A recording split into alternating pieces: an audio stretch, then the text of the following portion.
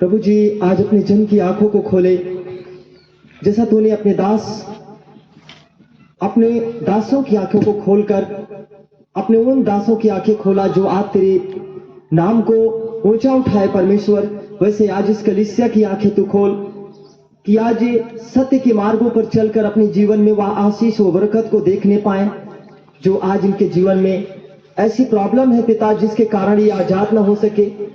आज उस समस्या के लिए अगर जगहों पर भटके परंतु उनको आशीषें ना मिले प्रभु, पर मेरा विश्वास है कि प्रभु जितने जन आप तेरे समीप प्रभु अपने दुख अपनी बीमारी से आए, तो उन्हें अपनी समझ अपनी बुद्धि और अपना सामर्थ्य अपना ज्ञान और अपना प्रकाश आप इन पर चमकाएगा कि अपने जीवन में आशीष को देखने वाले होंगे। मेरे पिता का अनुग्रह और बल इनकी आंखों को खोले और आज इनके समझ को स्थिर करे और तैयार करे, इनकी मन की आत्मिक आंखें वो खोले जिसके द्वारा ये देख सकें और सुन सके और समझ सके। प्रभु ये मेरा विश्वास है और मैं प्रार्थना यीशु मसीह के नाम से मांगता हूँ। पूरी कलीसिया पर आपकी आशीष और आपका नियंत्रण मांगता हूँ प्रभु यीशु मसीह के नाम में। सब बोलो आमीन।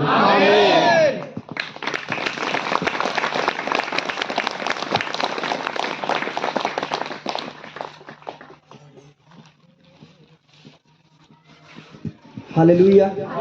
बोलो प्रभु यीशु मसीह की। परमेश्वर आप सबको आशीष दे। आमीन। आप सब परमेश्वर के धन्य लोग जो परमेश्वर के समीप हों, परमेश्वर आप सबसे बहुत प्रेम करता है। आमीन।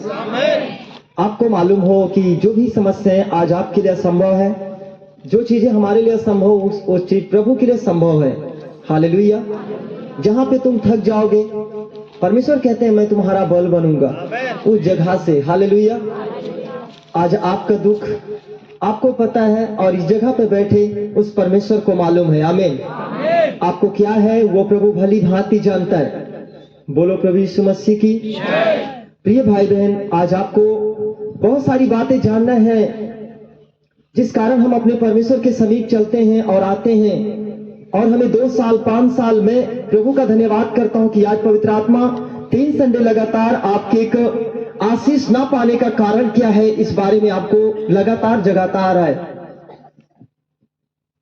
लगातार इस बात को बताया कि आप प्रभु के राज में 4 साल 5 साल आते हुआ कुछ लोगों को कई साल चलते हो गया, लेकिन आज तक उनके जीवन में वो आशीषें नहीं आ पाई जिस चीज को तलाश में थे। इसका रीजन है, एक कारण है, क्योंकि आप अब तक उस परमेश्वर के अनुग्रह से दूर हो। क्योंकि परमेश्वर का एक ही काम है आपको चंगा करना, आपको बचाना और अपने राज्य में जब वो आएगा तो लेकर जाना। हालेलुया। वो परमेश्वर आपके लिए इसीलिए है कि आपको मैं छुटकारा दूं और आप सत्य को जानो और आप स्वतंत्र हो जाओ।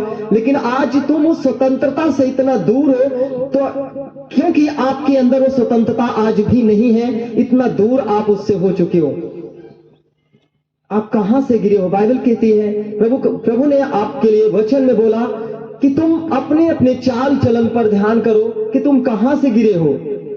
आज आपके जीवन में प्रभु से ऐसी क्या चीजें जो आपके प्रभु से आपको दूर कर रही है? ऐसी क्या चीजें हैं जो आपको अपने परमेश्वर से दूर होते हुए देख रहे हो? आप अपने आप को बहुत दूरी में लेकर जा रहे हो। मायने नहीं रखता कि आप शरीर के भावना से प्रभु के राज में 5 साल हो गया, क्योंकि बाइबल कहती है शरीर के द्वारा कोई प्रभु को प्रसन्न नहीं कर सकता। हालेलुया। यह हमारा देह परमेश्वर को कभी प्रसन्न नहीं कर सकता। यही रीजन है कि आप शारीरिक अवस्था में बैठकर परमेश्वर से कुछ पाना चाहते हो, और एक कारण है जो कारण आज आपको प्रभु अपने वचन के द्वारा सिखाए और समझाइए। मेरी प्रार्थना है जिस कारण से आपकी जिंदगी में आज भी आशीषें नहीं है। बोलो यीशु मसीह की। मैं देख रहा हूं आपका रोना, आपका चिल्लाना प्रभु प्रभु कर रहे हो। आप अपने आंसू बहा बहा के थक जा रहे हो प्रभु के करीब, लेकिन आपकी आंसुओं को जो प्रभु ने कहा मैं तेरे आंसुओं को संभाल लूंगा, आज आपके आंसू बिखर रहे परंतु आपके आंसुओं का कोई भी रास्ता नहीं निकल रहा है। कोई आशीषें आपकी जिंदगी में नहीं फल रही है, क्योंकि प्रभु वादा करता है कि मैं तेरे आंसुओं को संभालूंगा कुप्पियों में। हालेलुया। और जब तू मुझे पुकारेगा मैं तेरी सुन लूंगा।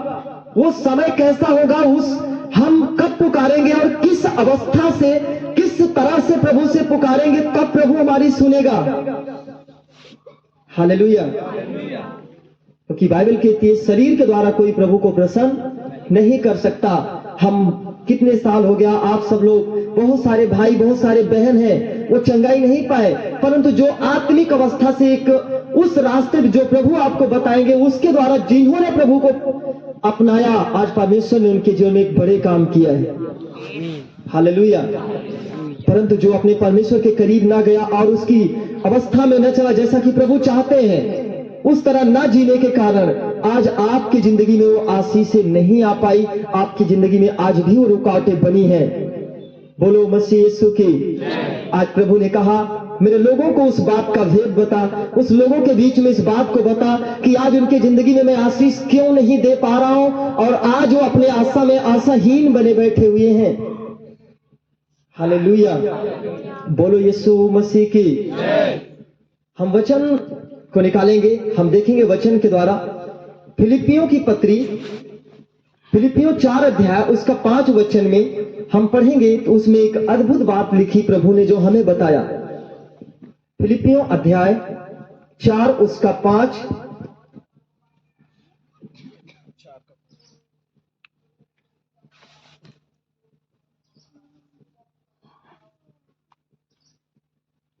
धन्यवाद यीशु।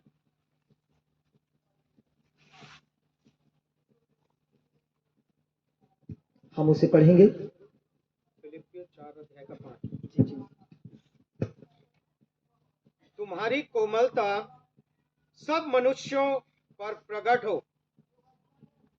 प्रभु निकट है, किसी भी बात की चिंता मत करो, परंतु हर एक बात में तुम्हारे निवेदन, प्रार्थना और विनती के द्वारा धन्यवाद के साथ परमेश्वर के सम्मुख उपस्थित किए जाएं। हालेलुया। हालेलुया। आपको जरा ध्यान से समझना, यहाँ पे लिखा है जो 6 वचन में, 6 से हम देखेंगे, किसी भी बात की चिंता मत करो। बोलो यीशु मसीह की। प्रभु आपसे कहते हैं तुम किसी भी बात की चिंता मत करो, परंतु ध्यान से सुनना है, जहां पे परंतु, किंतु, लेकिन होता है, वहां पे एक रीजन होता है। हम कलीसिया जाना चाहते हैं लेकिन लग गया उसमें, तो रुकावट है। हालेलुया। और ये रुकावट बहुत बड़ी बातें हैं, यहाँ पे हमें समझ लेना है। किसी भी बात की चिंता, यहाँ पे लिखा किसी भी बात की चिंता ना करो, परंतु हर एक बात में तुम्हारे निवेदन। तुम, परमेश्वर तो कह रहा है मैं तुझे सब कुछ दूंगा, परंतु तुम्हारे निवेदन पहले क्या होना चाहिए? प्रार्थना और विनती के द्वारा धन्यवाद के साथ परमेश्वर के सम्मुख उपस्थित किए जाए। बोलो प्रभु यीशु मसीह की। आज मैं आपसे पूछना चाहता हूं, क्या आपका मांगने से पहले कुछ भी प्रभु के सम्मुख, क्या आपकी प्रार्थना, आपका निवेदन प्रार्थना के साथ होता है? आप अपने शब्द से कुछ कहते हो तो पहले आप अपनी जिंदगी में प्रार्थना का स्थान देते हो? आप परमेश्वर से कुछ पाने के पहले क्या अपने परमेश्वर को तुम धन्यवाद देते हो कि परमेश्वर मैंने तुझे पाया? हालेलुया। क्योंकि जहां पे आपकी जिंदगी में प्रार्थना का स्थान नहीं है, उस जगह पे शैतान का स्थान होता है। और वही व्यक्ति है जिन्होंने अपने प्रार्थना और विनती और निवेदन को धन्यवाद के सम्मुख, परमेश्वर के सम्मुख ना लेकर गया, वो व्यक्ति है जो अपनी जिंदगी में आधे अधूरे में फंसा रहता है। बोलो प्रभु यीशु मसीह की जय। और बाइबल कहती है, हमें ध्यान से देखना है, ये मत्ती अध्याय 15 में जो प्रभु ने कहा है, इस बात को हम समझेंगे तो आगे क्यों फिर हम यहीं पे आएंगे। हालेलुया। प्रभु एक बड़ी बात आपके लिए बोला। यहां पे परमेश्वर एक वचन एक स्त्री के बारे में कहते हैं जो कि एक संसार में जीने वाली एक स्त्री थी। हालेलुया बोल सकते हैं। बोलो यीशु मसीह की। परमेश्वर उस स्त्री के बारे में बात कर रहे हैं जो कि एक संसार में जीने वाली थी और उसकी बेटी बहुत बीमार थी। सुनो, आप एक संसार में जीने वाले व्यक्ति हो और आपके परिवार में कोई बीमार है, या हो सकता है आप बीमार हो, और आप अगर प्रभु के पास आते हो और कहते हो प्रभु मुझे चंगा कर दे, मैंने कहा ये चीजें आपको प्रभु की ओर से कोई आशीष नहीं, लेकिन पहले आपके लिए क्या करना पड़ेगा? हालेलुया। हालेलुया। आप बीमार हो, आपका परिवार, आपके बच्चे बीमार हैं, सब चाहते हैं कि मेरे बच्चे, मेरे परिवार चंगे हो जाए। लेकिन मैं कहता हूं अगर इस भावना से आप आ रहे हो जो प्रभु के सिर्फ चंगाई को काम में लाना चाहते हो अपनी जिंदगी में, उसके जीवन में आशीष नहीं होती है। Hallelujah, hallelujah. हम इस वचन को देखेंगे, क्योंकि पढ़िए इसको। यीशु वहां से निकलकर सूर और सैदा के प्रदेश की ओर चला गया। जी। उस प्रदेश से एक कनानी स्त्री निकली और चिल्लाकर कहने लगी, हे प्रभु, दाऊद की संतान, मुझ पर दया कर, मेरी बेटी को दुष्ट आत्मा बहुत सता रहा है। जी। पर उसने उसे कुछ उत्तर ना दिया। सुनना। तब उसके चेलों ने आकर उससे विनती की, इसे विदा कर, क्योंकि वह हमारे पीछे चिल्लाती हुई आ रही है। हालेलुया बोलो। हालेलुया। आज आपको एक बात समझना है, प्रभु हम सबसे इतना प्रेम किया, मरते हुए को बचाने के लिए आया, यस, लेकिन उस जगह पर क्यों प्रभु उस स्त्री से कतरा कर जा रहा है, आपको समझना है। यहाँ पे आज यही रीजन है कि आज जब तुम प्रभु के करीब आते हो तो कुछ तो है उस चीज को जो पूरा करते हैं तो उनके लिए आशीष आती है, और कुछ के लिए परमेश्वर ऐसे आप चिल्लाते रहो, आपकी बेटी मरने पर हो, आपका परिवार मरने पर हो, लेकिन परमेश्वर की आशीष तब तक काम नहीं करती जब तक कि तुम उस परमेश्वर की आज्ञा को पूरा नहीं करते हो। Hallelujah, hallelujah. क्योंकि स्त्री चिल्ला रही है, प्रभु दाऊद की संतान, मुझ पर दया कर, मेरी बेटी मरने पर है। हालेलुया, मेरी बेटी मरने पर प्रभु मुझ पर दया कर, मेरी बेटी को चंगा कर। लेकिन बाइबल क्या कहती है, प्रभु वहां से, पर उसने कुछ उत्तर, 23 में लिखा, पर उसने कुछ उत्तर ना दिया। आपकी जिंदगी में यही रीजन है कि कुछ आप चिल्लाओ, चाहे जितना चीखो प्रभु के करीब, 5 साल चीखो, 20 साल आते रहो, आपकी जिंदगी में कुछ उत्तर तब तक नहीं आएगा जब तक कि तुम अपने परमेश्वर के सामने पहले विनती, प्रार्थना, धन्यवाद के साथ नहीं जाओगे, कोई उत्तर आपकी जिंदगी में ना आएगा। समझना है आज जो मैं कहता हूं, प्रार्थना करो, प्रार्थना का जीवन बनाओ। कहते भैया प्रार्थना करने का मन ही नहीं, बाइबल पढ़ने का मन नहीं। यहां पे प्रभु आपके आने से, आपको, आपके रूप को देखकर प्रभु आपको आशीष कदापि नहीं दे सकता। हालेलुया। मैं कहना चाहता हूं कि शरीर के द्वारा कोई भी अपने प्रभु को प्रसन्न नहीं कर सकता। बोलो यीशु मसीह की। लेकिन इफिसियों 4 अध्याय में जो लिखा है, वहां पे लिखा, पहले तुम्हारा क्या होना चाहिए, पढ़ेंगे इससे जल्दी से। तुम्हारी कोमलता सब मनुष्यों पर प्रकट हो। तुम्हारी कोमलता हर एक मनुष्यों पर प्रकट हो। पहला, प्रभु निकट है, क्योंकि प्रभु निकट है। किसी भी बात की चिंता मत करो, तुम किसी भी बात की चिंता मत करो, परंतु हर एक बात में तुम्हारे, लेकिन चाहे परंतु हर एक बात में तुम्हारे निवेदन, तुम्हारा निवेदन जो हो, प्रार्थना और विनती के द्वारा, धन्यवाद के साथ परमेश्वर के सम्मुख उपस्थित किए जाए। हालेलुया। हालेलुया। तुम किसी भी बात की चिंता मत करो, तुम्हारे निवेदन, प्रार्थना, धन्यवाद और प्रार्थना के साथ तुम्हारे परमेश्वर के सम्मुख उपस्थित किए जाएगा। तब परमेश्वर कहता है, जो यहाँ पे लिखा, हाँ, परमेश्वर एक बात लिखते जो उसने उत्तर दिया 23 में, पर उसने कुछ उत्तर न दिया। तब उसके चेलों ने उससे विनती की, उसे विदा कर, क्योंकि वह हमारे पीछे चिल्लाती हुई आ रही है। हालेलुया। हालेलुया। बोलो यीशु मसीह की। आप मुझे बताओ, यदि आपके अंदर कोई पाप है या कोई ऐसे गंदे चीज भरे हो, तो अच्छी चीजें उसमें रखोगे तो सब गंदा हो जाएगा कि नहीं? और परमेश्वर कहता है, मैं अपने सुंदर मोती जो पूरी दुनिया के धन से भी उत्तम है, उस सुंदर मोती को मैं कचड़े में कैसे फेंक दूं? बाइबल कहती है, परमेश्वर की मोती को सुअरों के आगे मत डाल, क्योंकि वो उसे पैरों तले रगड़ डालेंगे। अगर आज आपकी जिंदगी में धन्यवाद, प्रार्थना और परमेश्वर के साथ ये चीजें नहीं है, तो प्रभु को अच्छी रीत से मालूम है कि आपके अंदर क्या बसा है और तुम क्या लेकर मेरे समीप आए हुए हो। हालेलुया। हालेलुया। क्योंकि हर एक व्यक्ति पाप से निकलकर जीवन की ओर आता है। बोलो यीशु मसीह की। यही रीजन है कि आज आपकी जिंदगी में ये समस्याएं हैं कि तुम अपने जीवन में आशीषों को नहीं पाते हो। बोलो प्रभु यीशु मसीह की। हम आगे की ओर और देखेंगे। यहां पे परमेश्वर कहता है, कुत्तों के आगे लड़कों की रोटी लेकर कुत्तों के आगे डालना अच्छा नहीं। बोले यीशु मसीह की। लड़कों की रोटी लेकर कुत्तों के आगे डालना अच्छा नहीं। इसका मतलब क्या है? हालेलुया। परमेश्वर की रोटी जो बच्चों के समान ना बने वह नहीं पाता है। याद रखना, बच्चों की रोटी का मतलब क्या हुआ? बाइबल कहती है मेरे राज्य में प्रवेश करने वाला एक बच्चे के समान है। आमीन। अगर तुम एक बच्चे के समान अपने प्रभु के समीप आ रहे हो तो परमेश्वर आपके अंदर अपनी रोटी देता है। आमीन। बोले यीशु मसीह की। पाप में चलने वाले लोग, जब आप पाप से निकलकर प्रार्थना करने लगोगे तो उसी समय परमेश्वर आपको चंगा कर देता है। आमीन। कुत्तों का मतलब पाप में जीने वाला व्यक्ति, हमारा जीवन एक कुत्तों के समान होता है, जो कि हम गलत काम करने वाले दुनिया के पाप कुत्ते जो होते हैं अशुद्ध माने गए हैं। हालेलुया।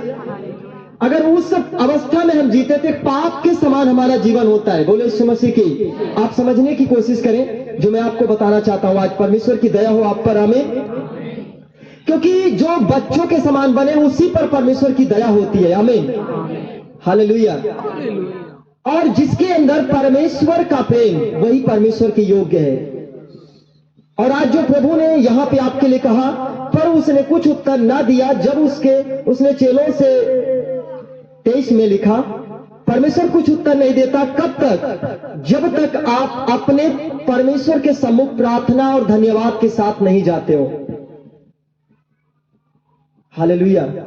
क्योंकि तुम पाप से निकलकर आए हुए हो और पाप की प्रार्थनाएं प्रभु कभी सुनता नहीं है। जब तक कि तुम हे प्रभु करते नहीं हो, हे प्रभु हम पर दया कर, मैं अपने पापों को छोड़ता हूं। और जो कुत्ते के समान का जीवन में जी रहा था, पाप का जीवन जी रहा था, ये बीमारी मुझे लगी, कुत्ते के समान मुझे भागना पड़ा कि कहां हमें जीवन मिले, कहां हमें पानी मिले, इस तरह से भागता। लेकिन आज प्रभु कहता है, इस कुत्ते को ही मैं तेरे अंदर से निकाल कर बाहर करूंगा।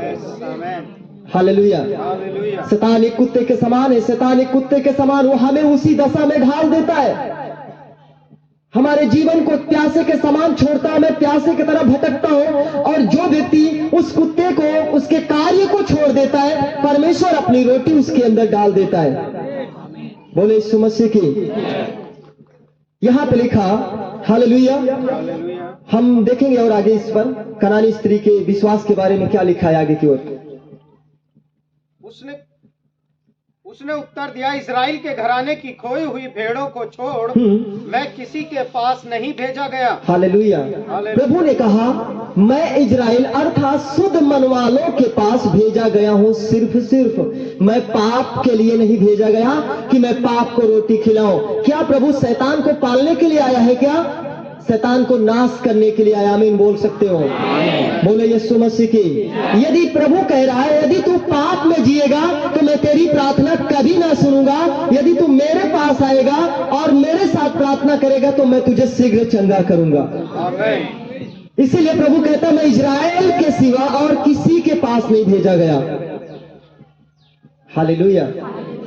इजराइल वो देश के लिए नहीं बात कर रहा है प्रभु। इजराइल मतलब शुद्ध मन वाले होते हैं। अगर इजराइल के लिए आता तो भारत देश के लिए पूछता भी ना आज प्रभु। हालेलुया।